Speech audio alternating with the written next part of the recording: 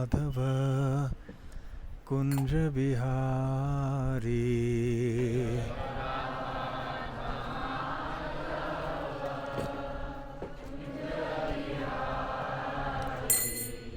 जय राधा माधव कुंज बिहारी।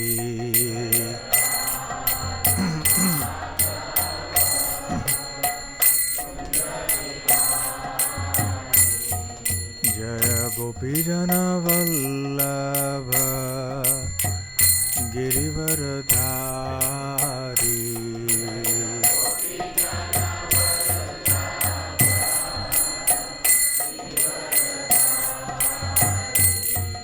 जय गोपीजन वल्लभ गिरिवरधारी।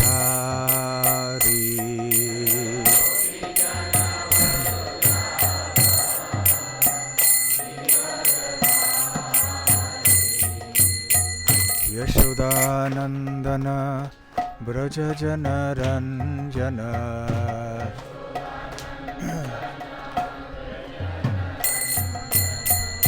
यशोदानंदन ब्रज जन रंजन।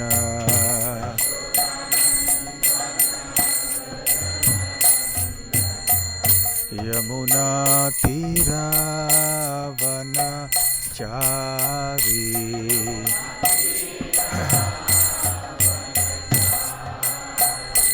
यमुना तीरा वनचारी।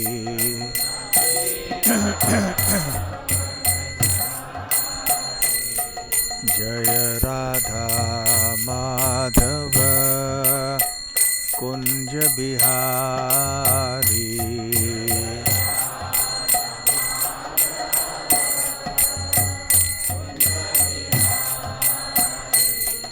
जय श्री कृष्ण चैतन्य प्रभु नित्यानंद। श्री अद्वैत गदाधर श्रीवासादि गौर भक्तवृंद।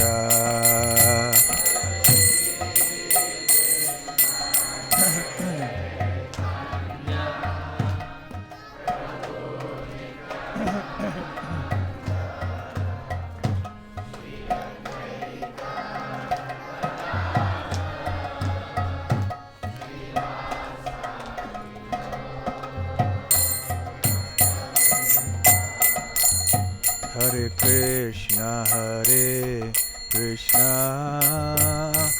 Krishna Krishna Hare Hare, Hare Rama Rama Rama Hare Hare.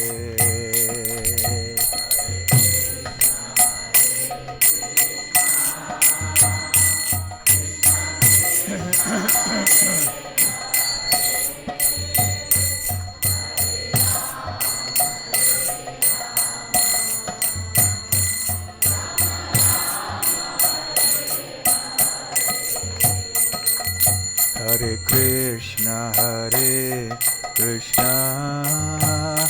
Krishna Krishna Hare Hare, Hare Rama Rama Rama Hare Hare.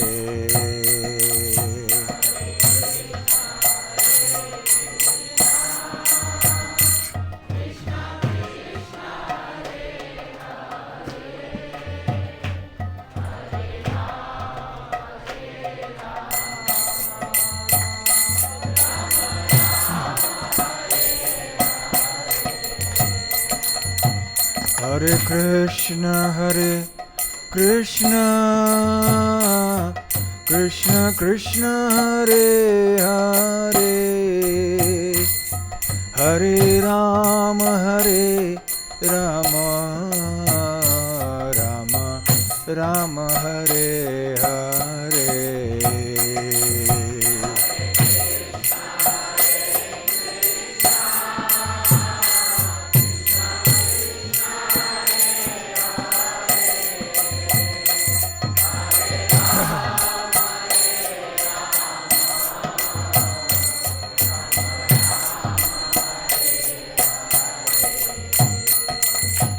Hare Krishna, Krishna Krishna Hare Hare, Hare Rama, Rama Rama Hare Hare.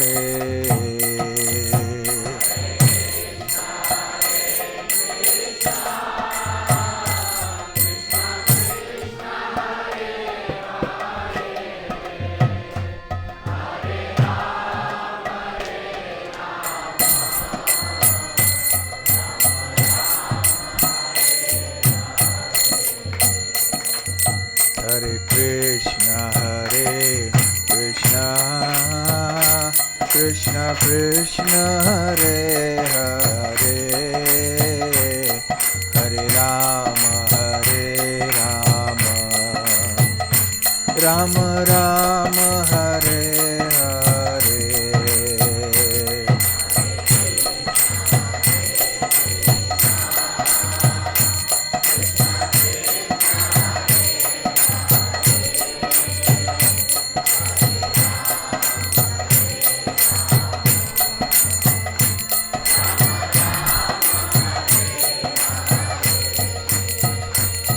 Hare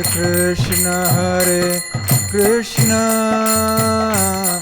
Krishna Krishna Hare Hare, Hare Rama, Rama Rama Hare Hare.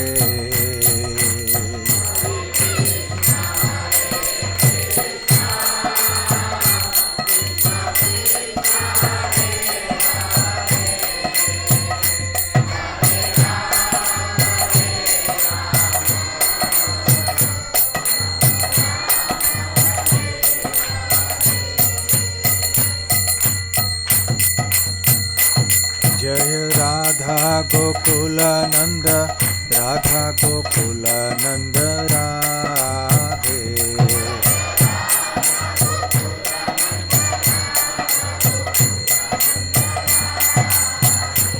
Jaya Gauranitai, Jaya Gauranitai, Gauranitai, Jaya Gauranitai.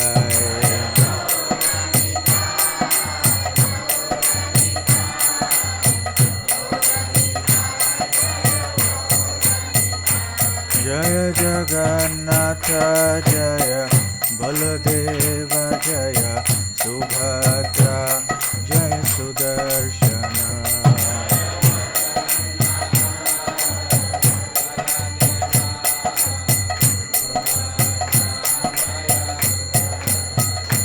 Jaya Jaya Prabhupada, Prabhupada, Prabhupada, Jaya Jaya Prabhupada.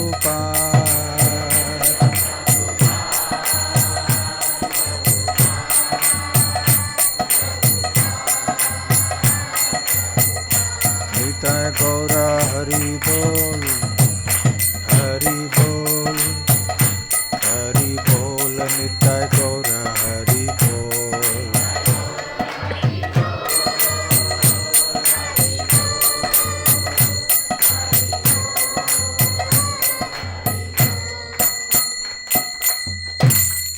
Jai Om Vishnupad Paramhansa Parivrajakaacharya Shtotra Sat. His Divine Grace Abhay Charanar Avinda Bhakti Vedanta Swami Srila Prabhupada Ki Jai. Ananta Koti Vaishnava Vrinda Ki Jai. Shri Shri Radha Gokulananda Ki Jai. Shri Shri Gaur Nitai Ki Jai. Shri Shri Jagannath Baladev Subhadra Mai Ki Jai. Nitai Gaur Premanande. Samaveta Bhakta Vrinda Ki Jai. Samaveta Bhakta Vrinda Ki Jai. Samaveta Bhakta Vrinda Ki Jai. Shri Shri Guru Gauranga Ki Jai. Hindi. Om Namo Bhagavate Vasudevaya.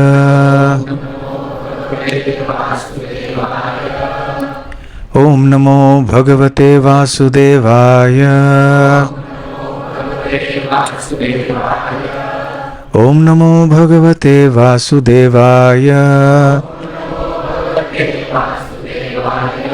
नारायणं नमस्कृत्य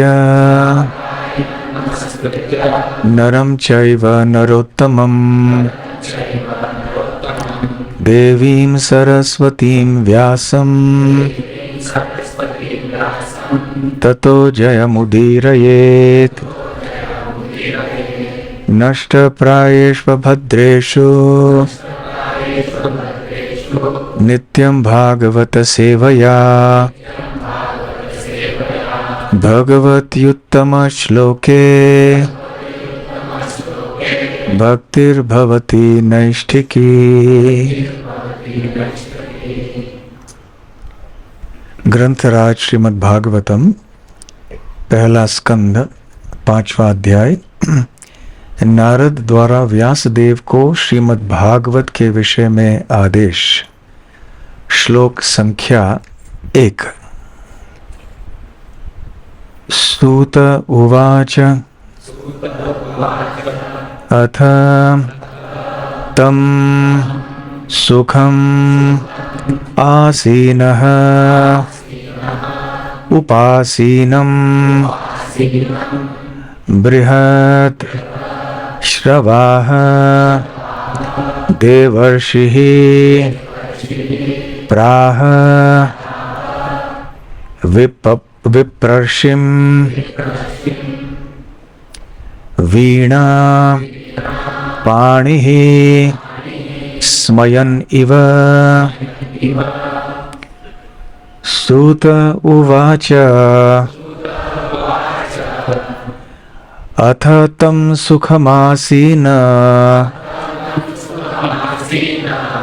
उपासीनं बृहच्छ्रवाः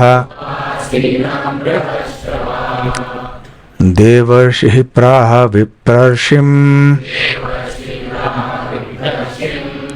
वीणा पाणिः स्मयन्निव। सूत उवाच अथ तं सुखमासीन उपासीनं बृहच्छ्रवाः देवर्षिः प्राह विप्रर्षिं वीणा पाणिः स्मयन्निव। सूत उवाच अथ तं सुखमासीन उपासीनं बृहच्छ्रवाः देवर्षिः प्राह विप्रर्षिं वीणा पाणिः स्मयन्निव।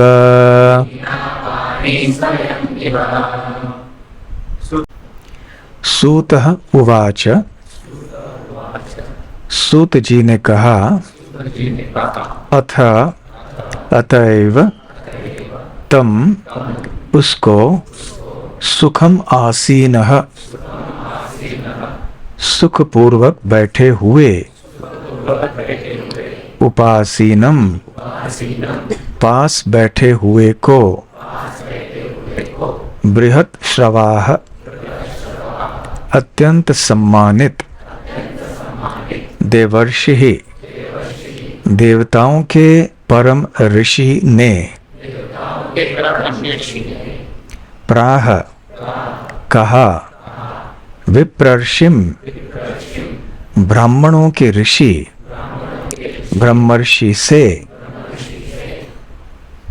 वीणा पाणि ही हाथ में वीणा लिए स्मयन इव मानो हंसते हुए। अनुवाद और तात्पर्य श्रीला प्रभुपाद द्वारा। अनुवाद। सूत गोस्वामी ने कहा इस तरह देवर्षि नारद सुखपूर्वक बैठ गए और मानो मुस्कुराते हुए ब्रह्मर्षि व्यासदेव को संबोधित किया। तात्पर्य। नारद मुस्कुरा रहे थे क्योंकि वे महर्षि वेदव्यास को तथा उनके असंतोष के कारण को भली भांति जानते थे। जैसा कि व्यासदेव आगे बताएंगे, उनका असंतोष भक्ति योग को सही ढंग से प्रस्तुत न करने के कारण उत्पन्न था। नारद को यह त्रुटि ज्ञात थी और व्यास की दशा से इसकी पुष्टि हो गई।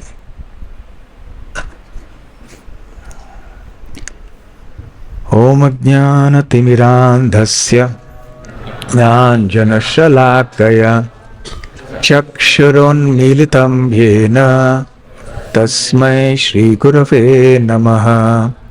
श्रीचैतन्यमनोभीष्टं स्थापितं येन भूतले स्वयं रूप कदा मह्यं ददाति स्वपदान्तिकं।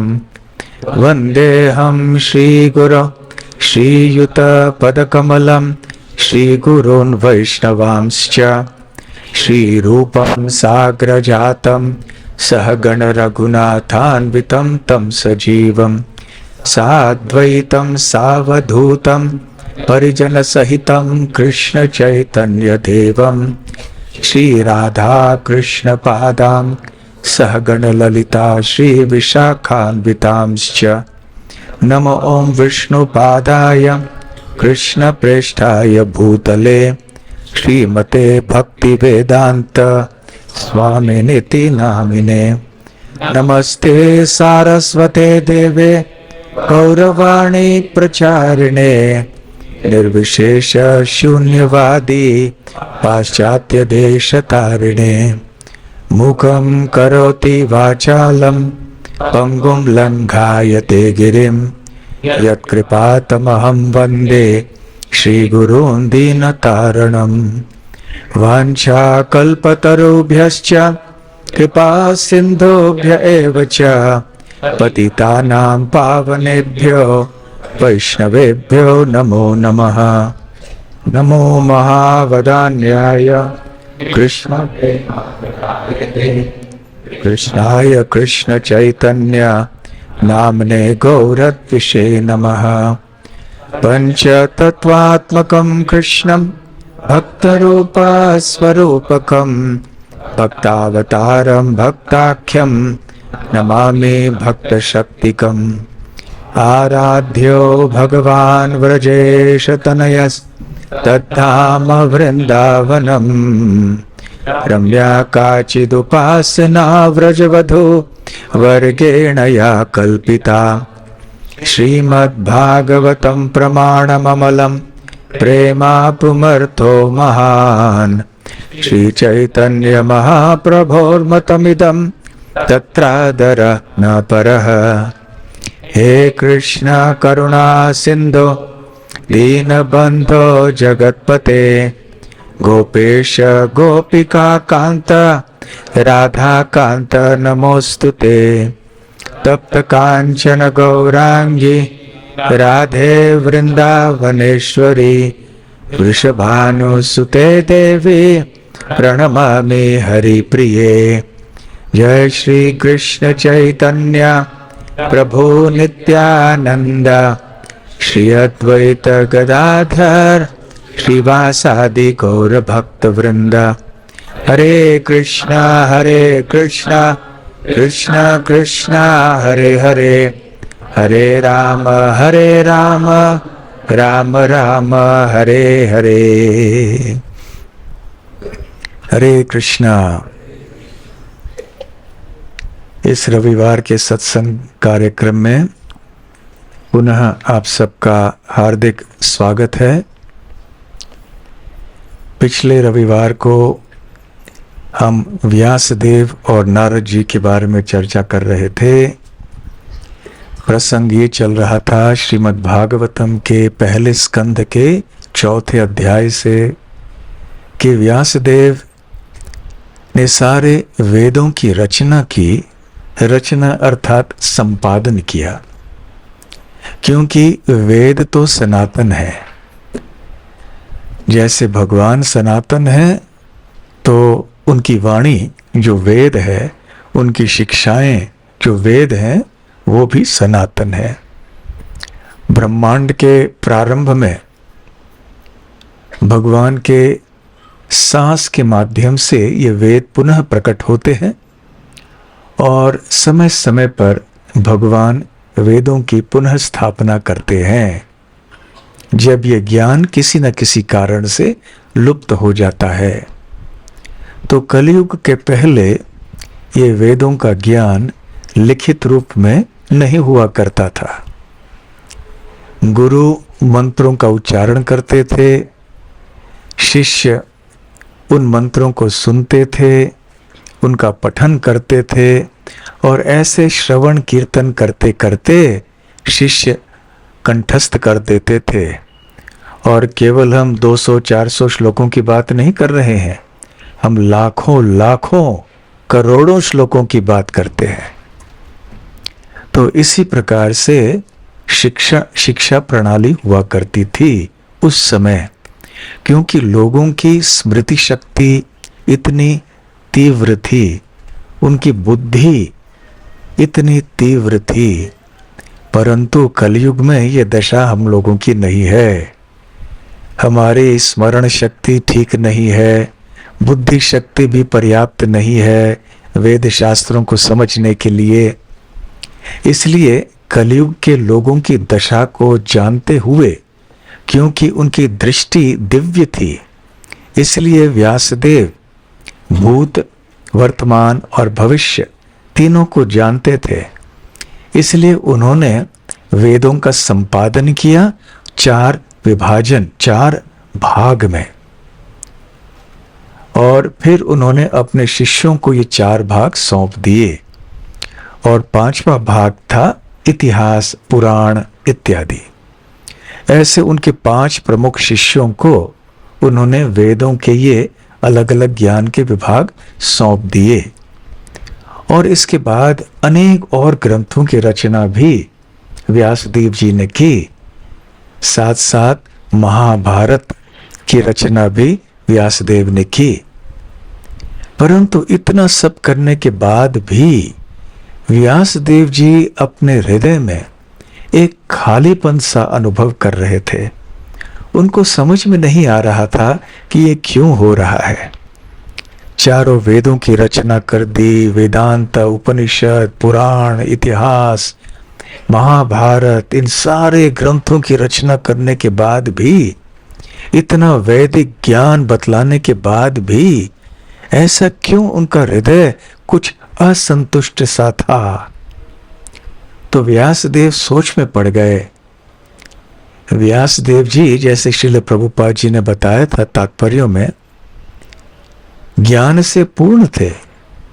तो उनकी जो असंतुष्टि थी हृदय में, वो ज्ञान के अभाव के कारण, ज्ञान के कमी के कारण नहीं था।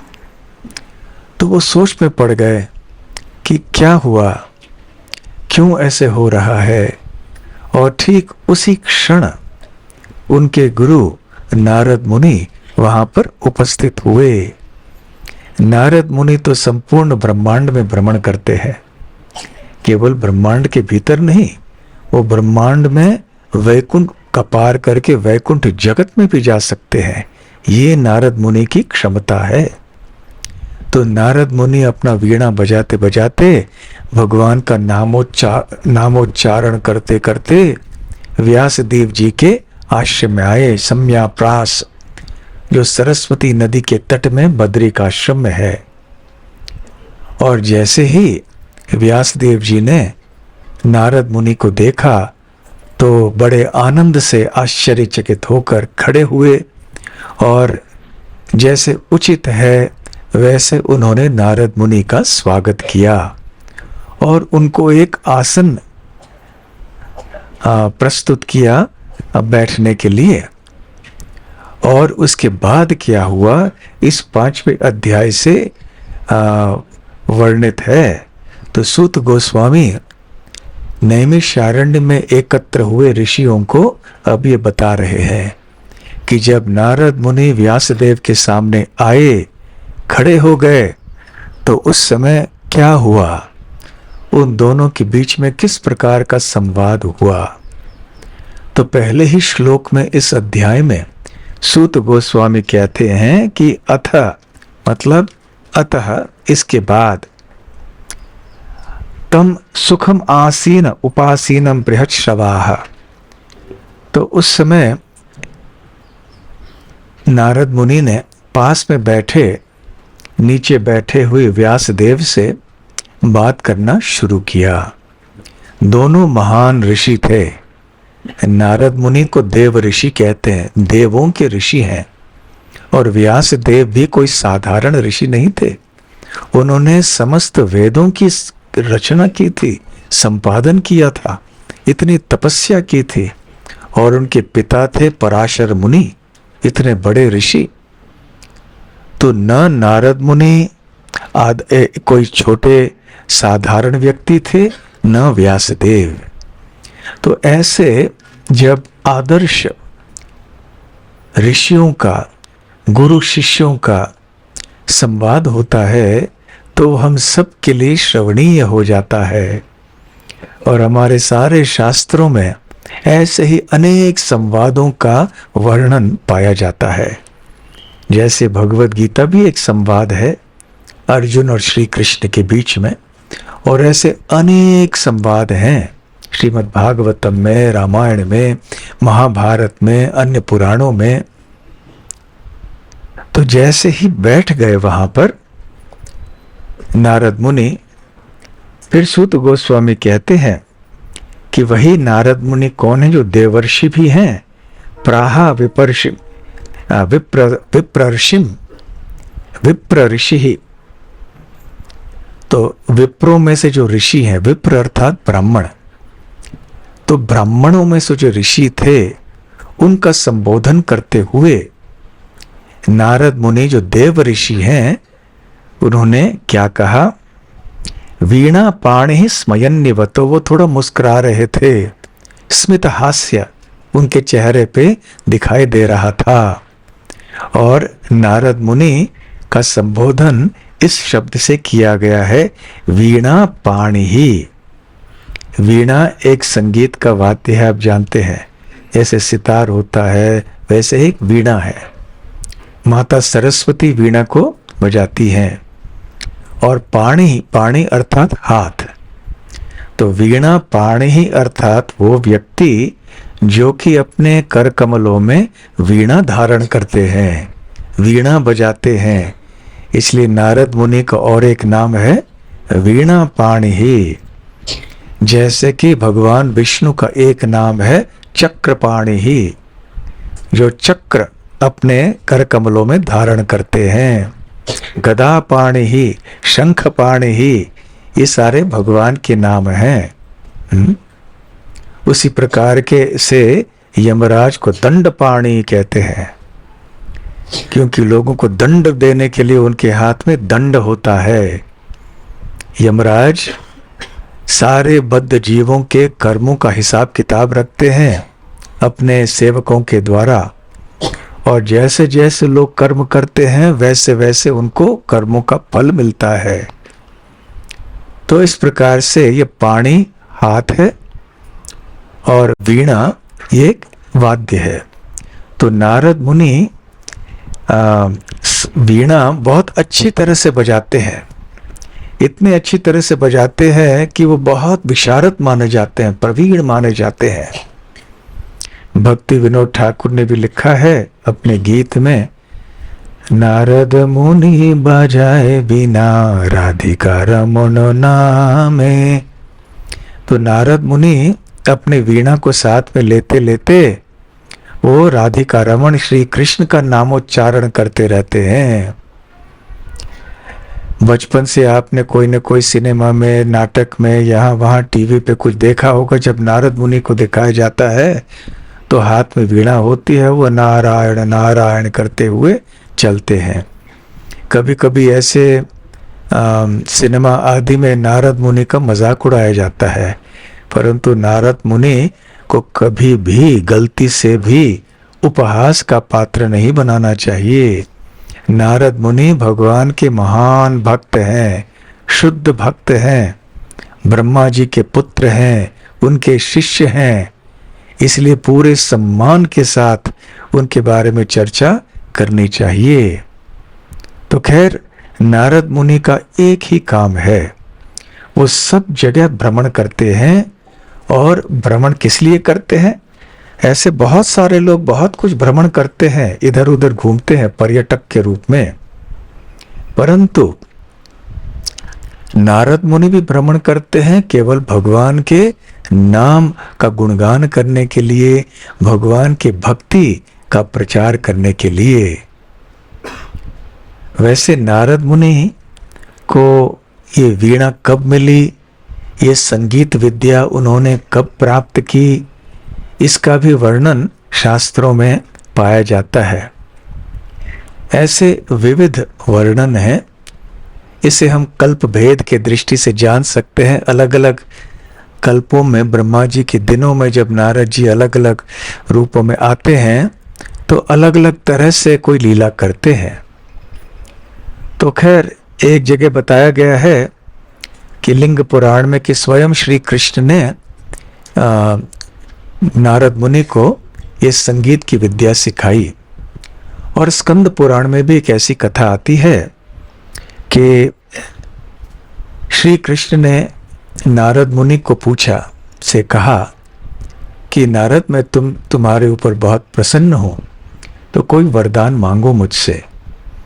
तो नारद मुनि ने कहा कि ऐसे बहुत बड़े बड़े वैदिक यज्ञ किए जाते हैं, इन वैदिक यज्ञों के द्वारा लोग स्वर्गलोक की प्राप्ति या कोई और भौतिक सुख प्राप्त करना चाहते हैं, भोग की सुविधाएं आदि प्राप्त करना चाहते हैं, और ये भले अपने आप में संसार के दृष्टि से बहुत बड़े सुख माने जा रहे हों, परंतु ये क्षणिक होते हैं, इसलिए मुझे तनिक भी इनकी कोई कामना नहीं है।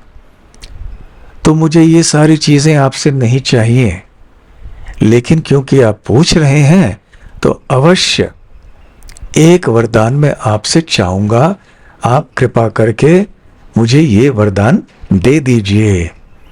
तो नारद जी कहते हैं, तवाथ तव भक्तानां सदैव गुण गायने अत्युत्सुकास्ते में बुद्धि ही त्वयि प्रीति विवर्धनी। वो कहते हैं कि हे प्रभु, तव अथ तव भक्तानां सदा एव गुण गायने। तव मतलब आपके, अथ और, तव भक्तानाम आपके भक्तों के, सदा सदैव, सदा क्या करना, गुण गायने, आपके और आपके भक्तों के गुण का गायन करने में अति उत्सुकास्ते, उत्सुक, अस्ते में बुद्धि ही, मेरी बुद्धि, मेरी मति सदैव उत्सुक रहे, उत्साही रहे आपका गुणगान और आपके भक्तों का गुणगान करने में, गायन करने में। त्वयि प्रीति विवर्धनी, और साथ साथ आपके प्रति मेरे हृदय में जो प्रीति है, जो प्रेम है, वो सदैव बढ़ती रहे। तो ऐसा वरदान नारद मुनि मांगते हैं भगवान कृष्ण से।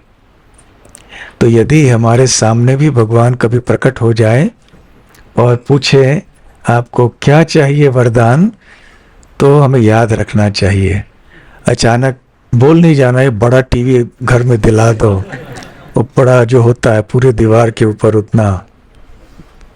तो हमें याद रखना चाहिए कि बड़े बड़े भक्तों ने किस तरह के वरदान मांगे थे। तो कोई भी चीज मांगने से पहले बहुत सोचना चाहिए, झट करके कुछ बोल नहीं देना चाहिए। वैसे बात करते समय भी सोच के बात करना चाहिए, बिना सोचे बात नहीं करना चाहिए। वैसे तो बहुत सारे शब्द होते हैं जो उधर कंठ में रहते हैं, इधर उधर रहते हैं छाती में, जो बाहर निकलने के लिए बहुत उत्सुक होते हैं, परंतु कभी कभी उन शब्दों को दबा के रखना पड़ता है, क्योंकि वो बाहर निकलेंगे तो बहुत कष्ट होगा हमें बाद में, दूसरों को भी कष्ट होता है, हमें भी कष्ट हो जाता है। इसलिए ये जो एक वेग होता है जो अंदर से हमें बहुत प्रेरित करता है, बहुत सारे शब्दों का भंडार अंदर है और ये वेग इन शब्दों को बाहर निकालने के लिए प्रयत्न कर रहा है, परंतु हमारे आध्यात्मिक बुद्धि से, सात्विक बुद्धि से हमें इन शब्दों का थोड़ा बहुत नियंत्रण करना चाहिए ताकि सही शब्द हमारे मुख से निकलें। तो खैर, नारद मुनि की इच्छा देखिए, देखिए जो आदर्श भक्त होते हैं, इनके शब्दों से, इनके व्यवहार से हम समझ सकते हैं कि आदर्श भक्त क्या होते हैं। देखिए, ये एकांत स्थान में हुआ था, तो इस सबके सामने हो सकता है हम बोले कि हमें भक्ति दीजिए, लेकिन भगवान एकांत स्थान में आएंगे तो हम कैसे, क्या मांगेंगे भगवान से। तो इसी तरह यहाँ हमें क्या मांगना चाहिए, तवाथ तव भक्तानाम सदैव गुण गायने अति उत्सुक अस्ते गुण गायने। तो आपके भक्तों के और आपके गुणगान में, गायन करने में, गुणों का गायन करने में मुझे सदैव उत्साही बनाइए और आपके प्रति जो प्रेम है उसको बढ़ाते रहिए। जिस प्रकार से एक धनी व्यक्ति या एक प्रसिद्ध व्यक्ति धन, प्रसिद्धि आदि से संतुष्ट नहीं होता है, धनी व्यक्ति को भी और धन चाहिए, प्रसिद्ध व्यक्ति को भी और प्रसिद्धि चाहिए, किसी पद पे आसीन व्यक्ति को भी उससे और ऊंचा कोई पद चाहिए। तो ये एक वृत्ति हमारे अंदर है। तो आध्यात्मिक जीवन में भी ऐसे होता है, हम परंतु ये इच्छाएं भक्ति की ओर, भगवान श्री कृष्ण की सेवा की ओर मोड़ लेते हैं कि हमारी भक्ति है, जितनी भी है हम चाहते हैं और बढ़ें। हम भगवान की सेवा कर रहे हैं, गुणगान कर रहे हैं, तो ये और भी बढ़े और ये सारी चीजें बढ़ती रहे। भगवान की सेवा बढ़ती रहे, ऐसे हम प्रार्थना कर सकते हैं। तो भगवान के भक्ति के अनुकूल जो भी है वो हम अवश्य मान सकते हैं, परंतु भगवान के भक्ति से प्रतिकूल जो है वो नहीं मांगना चाहिए। तो फिर भगवान कृष्ण ने कहा तथास्तु, और उस समय उन्होंने एक वीणा भेंट में दे दी नारद मुनि को, और उस वीणा का नाम है, कोई जानते हैं? नारद मुनि के वीणा का नाम क्या है? महती। महती ये वीणा दे दी और साथ साथ संगीत विद्या भी प्रदान कर दी। तो इसके बाद ये संगीत विद्या और वाद्य ये दोनों नारद मुनि के पास आए। तो जैसे मैंने कहा था, ये अलग अलग शास्त्रों में अलग अलग वर्णन पाए जाते हैं। तो गर्ग संहिता में एक और वर्णन है जिसमें ये बताया जाता है कि एक बार नारद मुनि ने लंबे समय तक 100 देवताओं के वर्षों तक कड़ी तपस्या की, और इस दौरान उन्होंने भोजन त्याग दिया, यहाँ तक कि जल भी त्याग दिया, और उनके ध्यान के केंद्र थे देवी सरस्वती। तो फिर देवी सरस्वती प्रसन्न हुई और वो नारद मुनि के सामने प्रकट हुई और कहा कि क्या वरदान चाहिए आपको। तो उस समय देवी सरस्वती ने नारद मुनि को एक वीणा भेंट में दी। उस वीणा का नाम था देवदत्त। ये अलग अलग कल्पों की कथाएं हो सकती हैं, जैसे अर्जुन के शंख का नाम भी देवदत्त है। तो उन्होंने ऐसे नारद मुनि को ये भेंट दे दी। इसका नाम था देवदत्त, और इसका आभूषण क्या था? इस वीणा का आभूषण था दिव्य आध्यात्मिक ध्वनि, ताकि इससे जो भी बचता है वो आध्यात्मिक ध्वनि ही है। तो ये कोई साधारण वीणा नहीं थी, ये इस वीणा को बजाने से आध्यात्मिक ध्वनि निकलती थी। श्रील प्रभुपाद जी एक जगह श्रीमद् भागवतम के तात्पर्य में बताते हैं नारद मुनि के संबंध में ही कि ये सारे गम पद नी, ये जो सप्त स्वर हैं, ये केवल भगवान श्री कृष्ण के गुणगान के लिए बनाए गए हैं। और संगीत, नृत्य, ये सब जितने भी चीजें होती हैं, ये सारे भगवान की प्रसन्नता के लिए ही होती हैं। आवाज अचानक बदल गया, नहीं? कुछ तो हुआ, देव ऋषि ने कुछ किया होगा, आकाशवाणी से कुछ हुआ, जो भी है अभी रहने दीजिए। हाँ, कहीं देवलोक से कोई पीछे, देवलोक में बैठे हैं कोई, शायद अच्छी बात है, अभी बदलिए मत, अभी ठीक है, सुनाई दे रहा है ना आपको?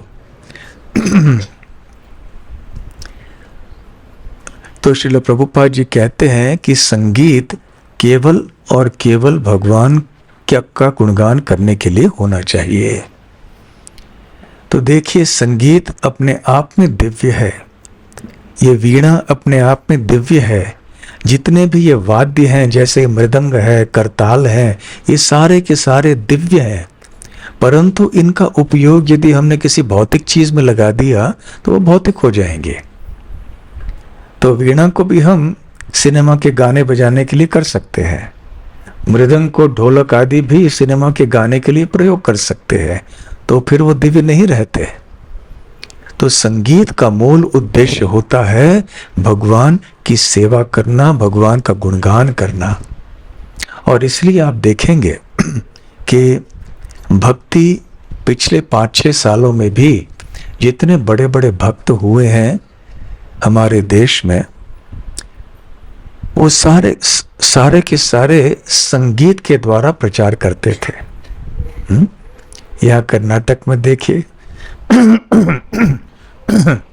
पुरंदरदास, कनकदास, दास संप्रदाय के कितने थे, उधर भद्राचलम के रामदास, तमिलनाडु में आलवार, महाराष्ट्र में तुकाराम महाराज और कितने अन्य थे, गुजरात में नरसिंह मेहता, उधर ऊपर मीराबाई, सूरदास, तुलसीदास, नरोत्तम दास ठाकुर,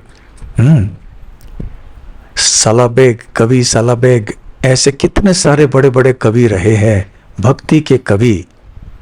तो संगीत और भक्ति का बहुत घनिष्ठ संबंध है।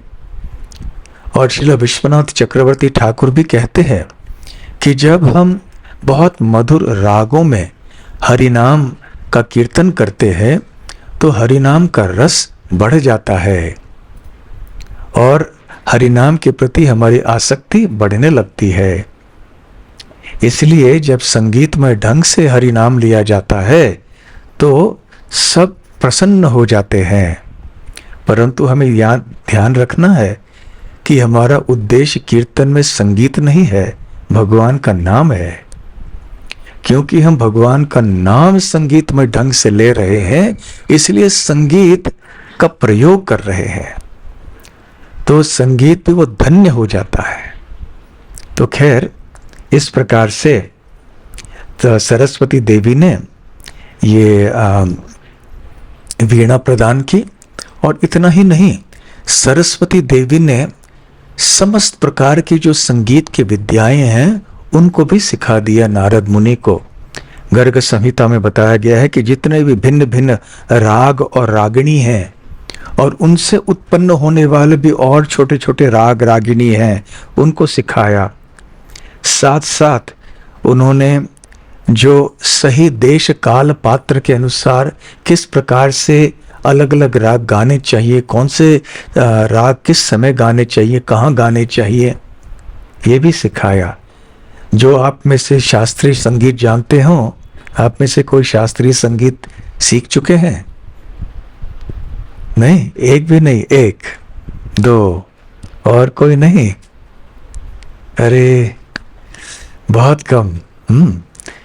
तो इसमें देश काल पात्र का विचार होता है। सुबह का एक राग होता है, दोपहर का राग होता है, शाम का राग होता है, दोपहर और शाम के बीच में समय का राग होता है, रात का राग होता है, प्रातः काल का राग भिन्न होता है, वर्षा ऋतु का राग अलग होता है, ग्रीष्म ऋतु में राग कुछ विशेष होते हैं। दुख के राग, सुख के राग अलग अलग होते हैं। तो ये सब भी सिखाया उनको। इसलिए हम लोग जब महामंत्र का कीर्तन करते हैं तो सुबह के समय दोपहर के 12 बजे लगभग के पहले जो हम महामंत्र गाते हैं वो उस धुन में होता है। परंतु साधारणतः जो सुबह का धुन होता है वो हम शाम को नहीं गाते हैं। यद्यपि कभी कभी गा भी लेते हैं, क्योंकि महत्व जैसे हमने कहा संगीत का नहीं है, हरि नाम का है, इसलिए ठीक है।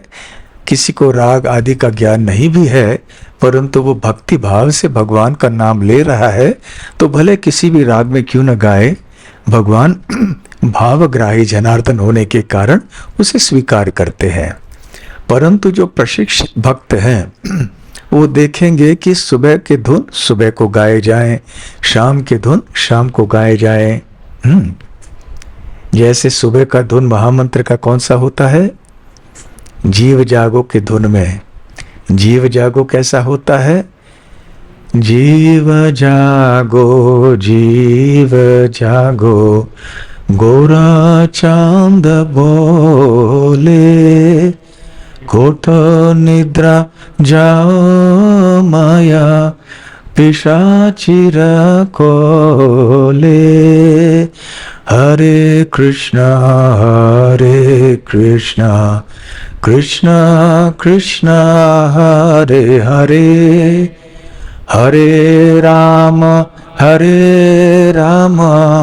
राम राम हरे हरे। तो ये सुबह का धुन है। हम लोग थोड़ा सा परिवर्तन करके उसको गा भी सकते हैं।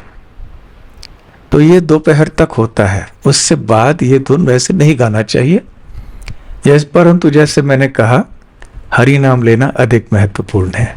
कोई गाय भी तो उसे जाके डांटिए मत। आज हमने प्रवचन में सुना, अब ये मत ढाओ। फिर भी हमें यदि अवसर मिले तो हम कुछ उस समय के लिए उपयुक्त कोई राग में गा सकते हैं, ठीक है। तो ये भी सिखाया सरस्वती देवी ने। फिर जो विभिन्न लय हैं और उनके 56 कोटि करोड़ जो विभाजन हैं लय के आदि, उस सब सिखा दिए। सप्तक, अलग अलग सप्तक, वो सब सिखा दिए। और जितने भी चीजें संगीत के बारे में सीखने योग्य थी वो सरस्वती देवी ने नारद मुनि को सिखा दिए। और इसलिए नारद मुनि संगीत में विशारद हो गए, प्रवीण हो गए। आजकल संगीत विशारद आदि ऐसे डिग्रियां आदि देते हैं ना, परंतु सबसे पहले संगीत विशारद नारद जी थे। स्वयं सरस्वती देवी जो कि विद्या और संगीत की देवी हैं, उन्होंने सिखाया। और सरस्वती देवी भी तो वैकुंठ के नाथ हरि के बहुत प्रिय हैं। और मूल तो संगीतकार हैं। संगीत में विशारद कौन है? भगवान कृष्ण। बांसुरी बजाते हैं। अपने बांसुरी जब वो बजाते हैं तो ऐसे लय, ताल, स्वर, तो बड़े बड़े जो संगीत के विशारद होते हैं जैसे शिव जी आदि, वो भी बिल्कुल भ्रमित हो जाते हैं कि अरे ये कौन सा ताल, ये कौन सा राग है, ये धुन कैसे है, वो भी समझ नहीं पाते हैं।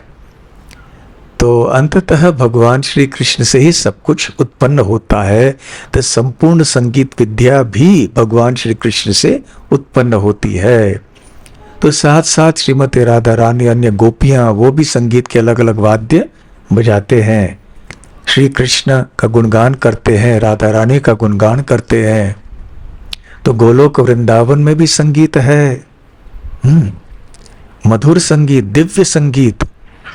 तो ये संगीत का मूल उद्देश्य है।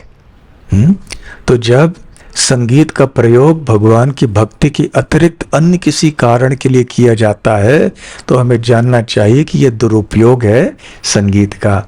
भले कानों को कितना अच्छा भी क्यों न लगे वो, परंतु वो दुरुपयोग है।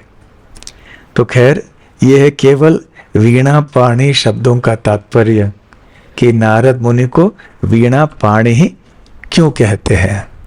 स्मयन इव, तो नारद मुनि के मुखारविंद पे स्मित हास्य दिखाई पड़ रहा था।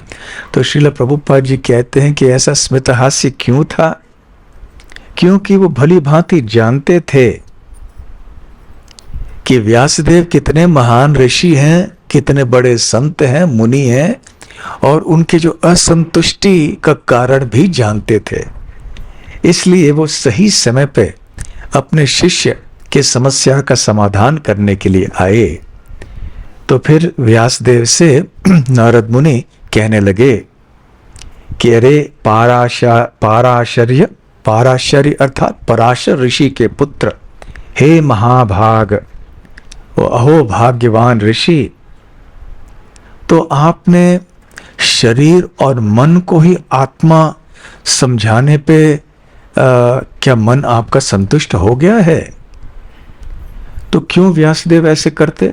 क्योंकि उन्होंने कर्मकांड इत्यादि ऐसे शास्त्र लिखे थे ना, जिसमें यह भी बताया गया है कि आपको स्वर्ग लोक जाना है तो आपको ऐसे यज्ञ करने पड़ेंगे, ऐसी उपासना करनी पड़ेगी।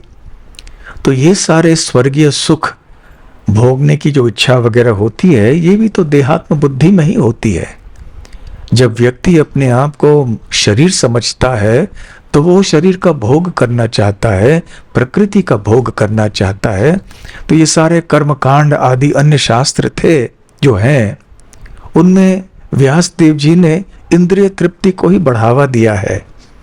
इसलिए बहुत मीठे, हल्के, प्रेममय ढंग से गुरु अपने शिष्य को डांट रहे हैं।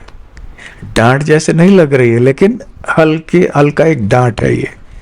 तो इतना सब लिख दिया, कर्मकांड ये वो सब, कैसे यज्ञ स्वाहा स्वाहा करके स्वर्ग लोग जाएंगे कोई, और उधर नंदन कानन में बैठेंगे, और उर्वशी और अप्सरा वो सब रहेंगे वहाँ पे, सोमरस का पान करेंगे। ऐसे लोगों को स्वर्ग लोग जाने के लिए आपने इतना प्रोत्साहन किया, तो क्या आपका मन शांत हो गया? नहीं शांत था। नारद मुनि जानते थे। जिज्ञासितम सुसंपन्नम, आपकी जो जिज्ञासाएं थी वो पूर्ण थी। आपका जो अध्ययन था और आपकी विद्वत्ता जो है ये भी संपूर्ण है, और इसमें कोई संशय नहीं है। और आपने इतने सारे वेद शास्त्रों का संपादन किया, यहाँ तक कि महाभारत जैसे विशाल ग्रंथ की रचना भी आपने की, और आपने निराकार ब्रह्म का वर्णन भी किया, और कैसे मन को शांत करना चाहिए, ओम शांति शांति, ये इतना सब करने के बाद भी क्यों असंतुष्ट हो आप मेरे प्रभु? ऐसे नारद मुनि व्यासदेव जी से कह रहे हैं। तो व्यास उवाच, फिर व्यास कहते हैं, अस्ति एव मे सर्वम इदम त्वया उक्तम। त्वया उक्तम, आपके द्वारा जो बोला गया है, अस्ति एव में सर्वम इदम, आप जो बोले बिल्कुल सही है। इतना सब करने के बाद भी मेरा मन असंतुष्ट है, तथापि न आत्मा परितुष्यते में, अभी भी मेरा मन संतुष्ट नहीं है। तन मूलम अव्यक्तम अगाध बोधम पृच्छामहे, तू आत्मभाव आत्मभूतम। इसलिए तन मूलम अव्यक्तम, ये असंतुष्टि का मूल कारण क्या है? तन मूलम ये क्या है, कृपया बताइए मुझे। अव्यक्त, अव्यक्त अर्थात अज्ञात। जैसे हम किसी वैद्य के पास जाते हैं, कोई बीमारी हमारी होती है, तो वैद्य जांच करते हैं और फिर वो बताते हैं कि यह रोग क्या है। निदान मतलब समझ गए आप, कारण क्या है, ये बीमारी कौन सी है, डायग्नोसिस बोलते हैं अंग्रेजी में। वो जांच करेंगे कि यह हमारी बीमारी कौन सी है, फिर बीमारी ये है और इसका कारण ये है। तत्मूलम और अव्यक्तम, हम रोगी होते हैं, हमें पता नहीं होता है कि हमें क्या हुआ है और इसका क्या कारण है। तो वैद्य जो ज्ञानी होते हैं उस क्षेत्र में, वो बताते हैं कि आपको ये रोग हुआ है और इसका कारण ये है। तो हमारे लिए वो अदृश्य होता है, परंतु वैद्य के लिए नहीं। तो व्यासदेव जी नहीं देख पा रहे हैं कि उनके असंतुष्टि का कारण क्या है, तो उनके लिए अव्यक्त है। तन मूलम अव्यक्तम अगाध बोधम, आप अगाध बोध हैं। अगाध बोध अर्थात जिनका जो ज्ञान है वो असीमित है। तो नारद मुनि का ज्ञान असीमित क्यों है? क्योंकि आत्मभाव आत्मभूतम, आत्मभाव अर्थात स्वयंभू। स्वयंभू कौन है? ब्रह्मा जी। ब्रह्मा जी के कोई माता पिता नहीं थे, वो स्वयं भगवान से उत्पन्न हुए। तो ऐसे स्वयंभू आत्मभाव के अब आत्मभूतम, उनके पुत्र हैं आप। क्योंकि आप स्वयंभू ब्रह्मा जी के पुत्र हैं, उनके शिष्य हैं, इसलिए आप अगाध बोधई हैं। आपका ज्ञान असीमित है। इसलिए पृच्छामहे, मैं आपसे ये पूछ रहा हूं, ये प्रश्न पूछ रहा हूं कि मेरे असंतुष्टि का मूल कारण बताइए। तो इसलिए श्रील प्रभुपाद जी कहते हैं गुरुओं की आवश्यकता है। इसका मतलब ये नहीं कि हर बार में हम जाएं, हमें पता नहीं चल रहा है, कम बताइए 3 चपाती लेने, भाकरी लेने, 4 भाकरी लेने चाहिए।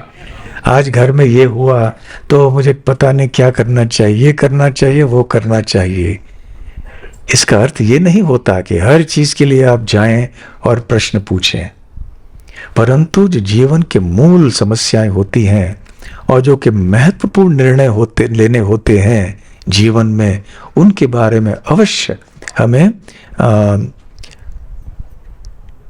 कोई सलाह लेनी चाहिए, आशीर्वाद लेने चाहिए, एक दिव्य दृष्टि से निर्णय लेना चाहिए। अर्जुन भी भगवत गीता में श्री कृष्ण से क्या कहते हैं? कार्पण्य दोषो बहत स्वभाव पृच्छामि त्वाम धर्म सम्मूढ़ चेताः यश्रेयस्यान् निश्चितं ब्रूहि तन्मे शिष्यस्तेहं साधि माम त्वाम प्रपन्नम। अर्जुन भी बड़े विद्वान थे वास्तव में, क्षत्रिय होने के बाद भी। फिर भी जब उनको ये पता चला कि मेरा बल इतना है, ऊंचा कुल है, ये सब होते हुए भी अब मैं पूरी तरह से भ्रमित हो चुका हूं, तो ऐसे कृपण हो गए, वो थोड़े कमजोर हो गए, दुर्बल हो गए। तो मेरे अंदर भी किस प्रकार के दोष बैठे हैं मुझे समझ में नहीं आ रहे हैं। कार्पण्य दोषोपहत स्वभाव पृच्छामि त्वाम, अभी मैं आपसे पूछ रहा हूं धर्म सम्मूढ़ चेता, कि अभी मैं पूरी तरह से संशय में पड़ा हूं। सम्मूढ़ अर्थात संशय में पड़ना, धर्म के बारे में, मेरे कर्तव्य के बारे में। तो कृपया मुझे आप बताइए, स्पष्टीकरण कीजिए कि मेरे लिए सही क्या है, गलत क्या है। शिष्यस्तेहं साधि माम त्वाम प्रपन्नम, अब मैं आपका शिष्य बन गया हूं और आपके शरण में आता हूं। तो इसी प्रकार से व्यासदेव जी भी अभी कहने लगे और कहने लगे कि हे प्रभु, जो भी कुछ रहस्यमय है आपके लिए ज्ञात है, क्योंकि आप परम सत्य भगवान के उपासक हैं, उनके भक्त हैं, जो कि इन 3 गुणों के परे हैं। तो ये एक महत्वपूर्ण बात है। भगवान श्री कृष्ण को भी और अर्जुन के बीच में जो संवाद होता है, इसमें भगवान श्री कृष्ण कहते हैं यो माम एवं असम्मूढ़ो जानाति पुरुषोत्तम स सर्व भजति माम सर्वभावेन भारत। यो माम एवं असम्मूढ़, हम सम्मूढ़ शब्द सुन चुके हैं पिछले श्लोक में, अभी असम्मूढ़ है। तो भगवान कृष्ण कहते हैं यो माम जानाति पुरुषोत्तमम असम्मूढ़, बिना कोई संशय के जो जान लेता है कि मैं श्री कृष्ण परम सत्य हूं, परम हूं, भगवान हूं, स सर्वविद, वो सब कुछ जानता है, और सर्वभावेन भारत भजति, तो मेरा भजन संपूर्ण हृदय से वो करने लगता है। दूसरे शब्दों में, जो भगवान श्री कृष्ण का भक्त है वो सब कुछ जानता है। इसका अर्थ क्या है? इसका अर्थ ये नहीं है कि वो गणित भी जानता है और भूगोल भी जानता है, कंप्यूटर भी जानता है, और जो भी कुछ इसे पूछ लीजिए उसका उत्तर आना ही चाहिए, ऐसा नहीं। जो आवश्यक है हमें जीवन की सफलता की ओर ले जाने के लिए, उन चीजों में वो प्रवीण है। और जिन चीजों को वो नहीं जानते हैं, भले नहीं भी जानेंगे तो कोई फर्क नहीं पड़ता। जो चीजें हमारे जीवन के लक्ष्य को प्राप्त करने के लिए आवश्यक है, उतना ज्ञान तो उनके पास संपूर्ण है। ये तात्पर्य है सर्वविद शब्द का।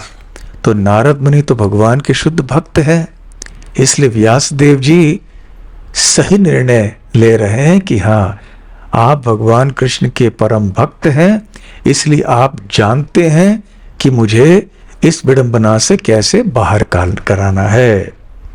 जैसे सूर्य सब जगह ब्रह्मांड में भ्रमण करता है, जिस प्रकार से हवा जो है जगह जगह घूमती है, वैसे वैसे आप भी सब जगह भ्रमण करते हैं और इस दृष्टि से आप परमात्मा के समान हैं। तो जो भगवान के महान भक्त होते हैं उनको भी कभी कभी भगवान कैसे संबोधित किया जाता है, श्रीमद् भागवतम में भी देखेंगे, भगवन, भगवान। यद्यपि ये शब्द विशेष करके श्री कृष्ण और उनके विष्णु तत्व विस्तारों के लिए है, परंतु कभी कभी ऐसे महान संतों के लिए भगवान शब्द का भी प्रयोग किया जाता है।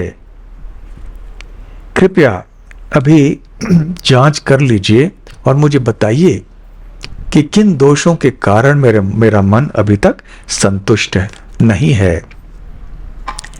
फिर नारद मुनि कहना शुरू करते हैं।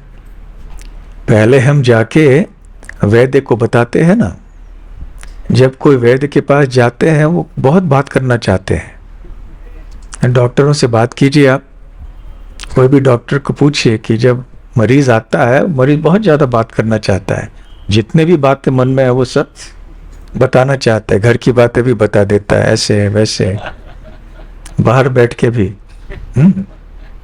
क्यों, सुनने वाला कोई नहीं होता। और सार्वभौम प्रभु, एक भक्त हमारे, वो एक चुटकुला सुना रहे थे कि वो एक डॉक्टर के पास गए, उनकी जो मित्र थे, और उनके टेबल के ऊपर ये थर्मोमीटर जो होते हैं, ये शरीर की गर्मी को नापने के लिए होते हैं, ढेर सारे पड़े थे इतने। तो उन्होंने उनसे पूछा कि इतने सारे थर्मोमीटर क्यों रख रहे हैं आप यहाँ पे, एक ही चाहिए ना, आप एक मरीज को, दो मरीजों को देखेंगे एक बार।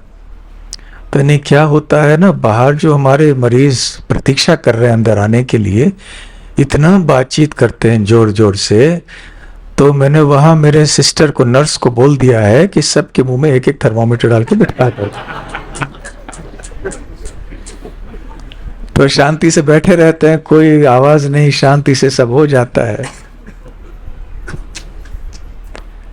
फिर वो बोल रहे थे कि हमारे लिए, और जब किसी व्यक्ति से हम चर्चा कर रहे होते हैं, वो झगड़ा करने लगता है हमसे, किसने देखा है भगवान को, और ऐसे वैसे कोई बात करने लगता है, तो ऐसे लोगों से कभी कभी वाद करना कुछ अच्छा नहीं है, कोई फायदा नहीं है। तो उनको क्या देना चाहिए, मुंह में प्रसाद डाल देना चाहिए। तो प्रसाद मुंह में लेता रहेगा, उसका शुद्धिकरण होगा और वो कुछ और बकवास नहीं बोलेगा, क्योंकि मुंह भरा हुआ है और प्रसाद का स्वाद भी उसे मिल गया है। तो खैर, तो इस दृष्टि से नारद मुनि को भी भगवान कह के संबोधित कर रहे हैं। तो अभी नारद मुनि कहते हैं, भवतानुदित प्रायम यशो भगवतो मलम ये नहीं वासो न तुष्येत मन्येत दर्शनम खिलम। भवता, आपके द्वारा, अनुदित प्रायम यशः भगवत अमलम, तो आपके द्वारा भगवान श्री हरि के अमल, अमल अर्थात जहां कोई मल नहीं है, जो बिल्कुल शुद्ध है, भगवान श्री कृष्ण और भगवान श्री कृष्ण की कथाएं पूरी तरह से अमल हैं, शुद्ध। उन भगवान के यश का आपने प्राय गुणगान नहीं किया है। अनुदित प्रायम, प्राय मतलब आपने थोड़ा कुछ किया है परंतु प्राय नहीं किया है। ये आपका दोष है। श्रील प्रभुपाद जी तात्पर्य में यहां बतलाते हैं कि वास्तव में भगवान श्री कृष्ण के बारे में व्यासदेव जी ने लिखा है, कितने सारे पुराण हैं उनमें यहां वहां लिखा है, परंतु नारद जी क्या बताना चाह रहे हैं कि आपने अनेक पुराणों में, महाभारत आदि में श्री कृष्ण का वर्णन किया है, परंतु केवल इधर उधर यहां वहां। तो जो व्यक्ति इन ग्रंथों को पढ़ेगा उसे ये नहीं पता चलेगा कि श्री कृष्ण ही सर्वस्व है। बहुनाम जन्मनामन्ते ज्ञानवान माम प्रपद्यते वासुदेव सर्वमिति स महात्मा सुदुर्लभ। कि वासुदेव सर्व, सब कुछ वासुदेव या श्री कृष्ण ही है और श्री कृष्ण के शरण में ही हमें जाना है। ये बात ठीक से स्पष्ट नहीं होती है क्योंकि आपने कृष्ण की बात की है, इनकी बात भी, उनकी बात भी, ये योग भी, वो योग भी, तो तरह तरह की चीजों की बातें आपने की है, उसमें कृष्ण भी आ गए। परंतु आपको क्या करना चाहिए था? कृष्ण के ऊपर जोर देना चाहिए था। केवल और केवल कृष्ण के बारे में बात करना चाहिए। उनकी कथाओं को आपने प्रकाशित नहीं किया है। ये नहीं वासो न तुष्येत मन्यत दर्शनम खिलम। दर्शन खिला, खिल मतलब निम्न श्रेणी का। तो जिस दर्शन में, जिस ज्ञान में, जिस वर्णन में भगवान श्री कृष्ण का गुणगान नहीं होता है, ऐसा जो ज्ञान है या दर्शन है वो निम्न श्रेणी का है। दर्शन खिलम मन्ये तद, मैं ऐसे मानता हूं, नारद मुनि कहते हैं। मनुष्य समाज के इतिहास में बहुत बड़े बड़े इतिहासकार हुए हैं और लेखक हुए हैं, उपन्यासकार हुए हैं, कवि हुए हैं, और एक दृष्टि से देखा जाए तो उनकी बुद्धि बड़े चमत्कार की होती है। ऐसे ऐसे ग्रंथों की रचना करना, कविताओं की रचना करना, ये कोई साधारण व्यक्ति नहीं कर सकता है। ये लोग बहुत बुद्धिमान हैं।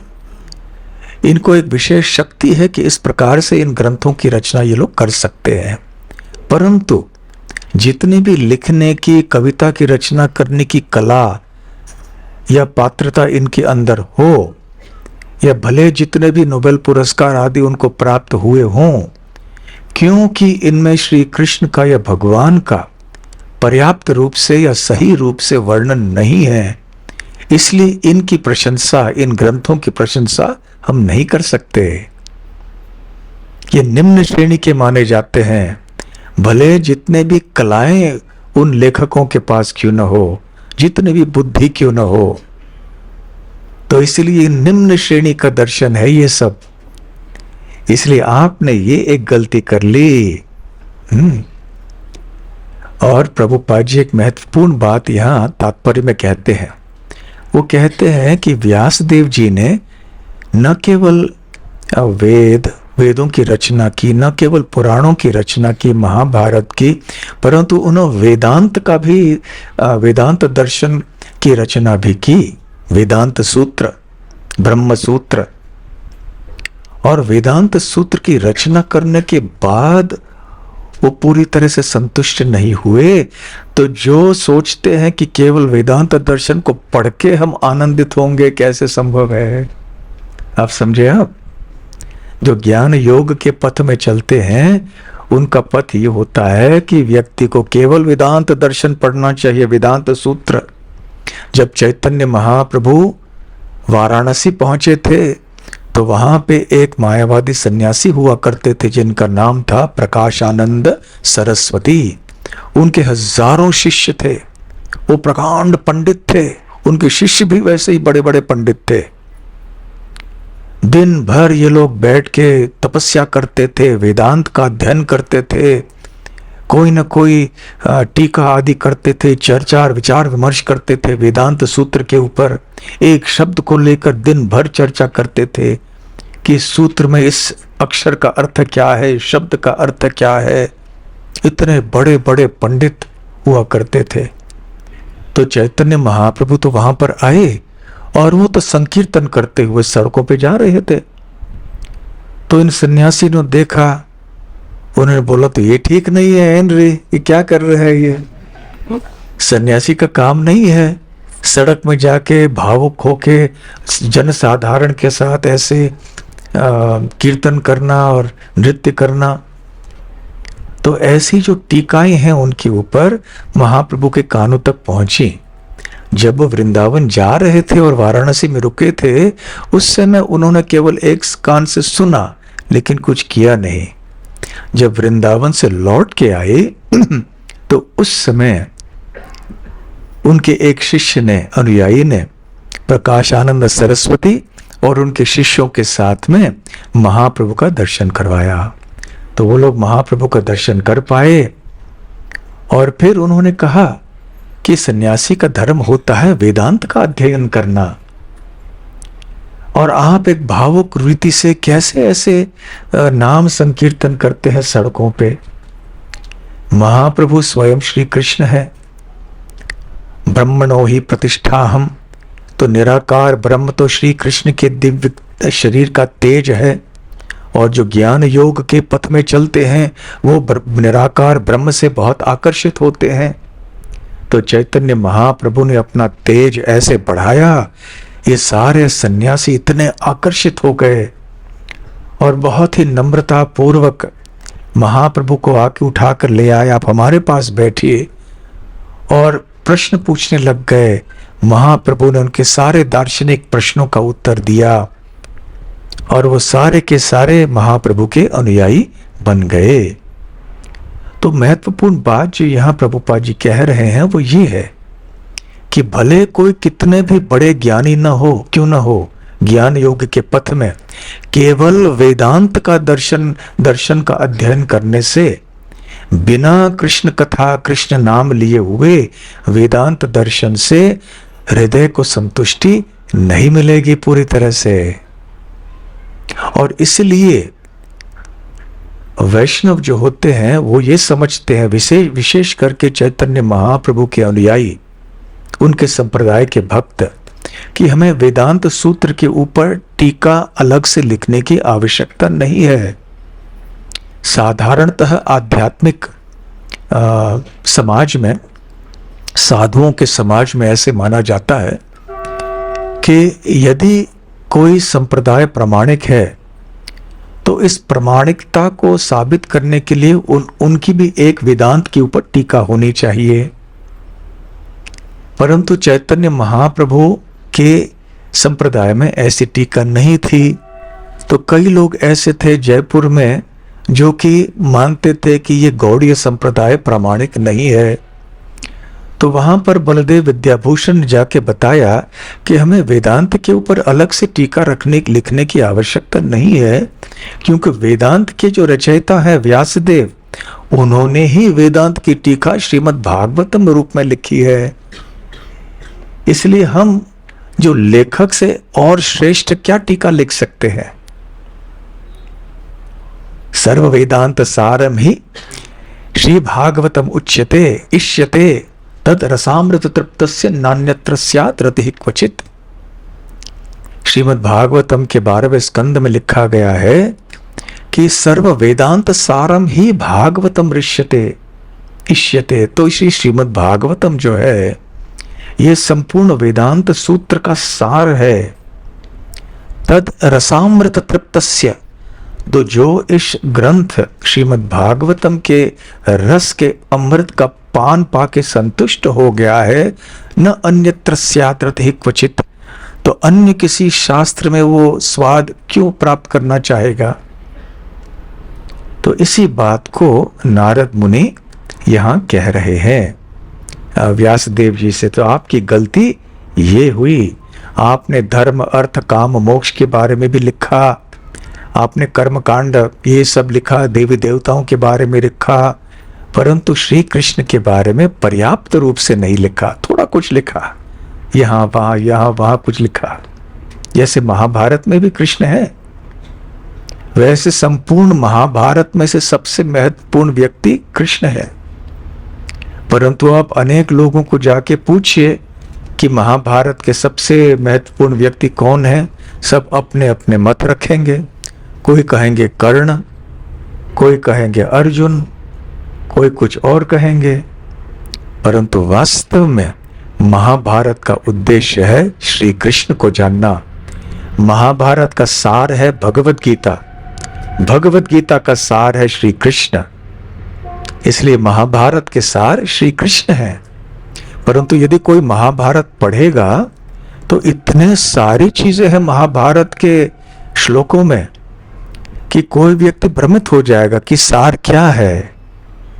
इसलिए नारद जी ने कहा, इतने सारे ग्रंथों की रचना तो आपने की, परंतु श्री हरि का वर्णन केवल यहां वहां हुआ।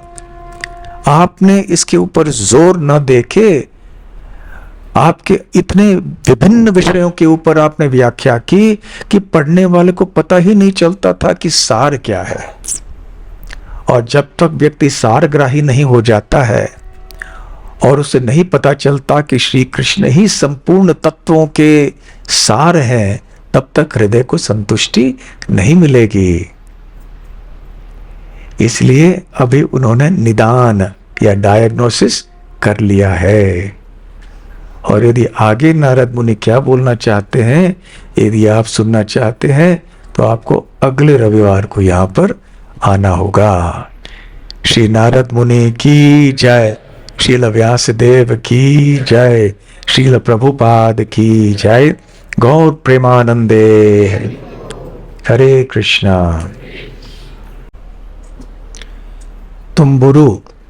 तुम्बुरु भी है, आगे चल के हम कुछ पढ़ने वाले हैं। तुम्बुरु का नाम भी है। ऐसे बड़े बड़े ये संगीतकार हुए हैं। तुम्बुरु भी बहुत ही संगीत में विशारद थे। उनके पास भी एक वीणा हुआ करती थी। और वैसे कई कथाएं हैं उनके बारे में, कई शास्त्रों में बताई गई हैं, कई ऐसे हैं। तो इतिहास में बहुत ऐसे संगीतकार हुए हैं बड़े बड़े, परंतु नारद मुनि जैसे भक्त संगीतकार बहुत कम हुए। शिव जी भी बहुत बड़े संगीतकार हैं, वो भी राग के विशारद हैं।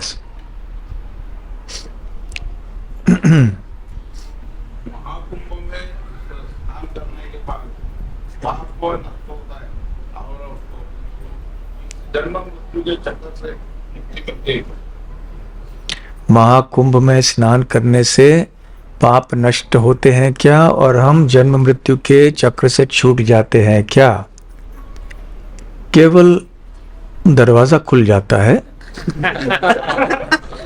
लेकिन हमें बहुत आगे बढ़ना है। लेकिन सही भाव से करना चाहिए। यदि हम केवल स्नान करके गंगा में पाप धो डालें, गंगा यमुना में, केवल गंगा और यमुना को हमारे पापों का बोझ दे देंगे और आके फिर से वही पाप करेंगे, तो ये ठीक नहीं। तो यदि हम भगवान की भक्ति करते हैं और हमारे भक्ति को बढ़ाने के लिए हम वहाँ जाके स्नान करते हैं, हमारे हृदय के शुद्धिकरण के लिए, तो फिर ऐसा स्नान सर्वोच्च होगा। ठीक है, फिर भी जो भी नहाए थोड़ा लाभ तो होगा ही होगा। हरे कृष्णा। श्रील प्रभुपाद की जय। गौर प्रेमानंदे। हरि हरि बोल।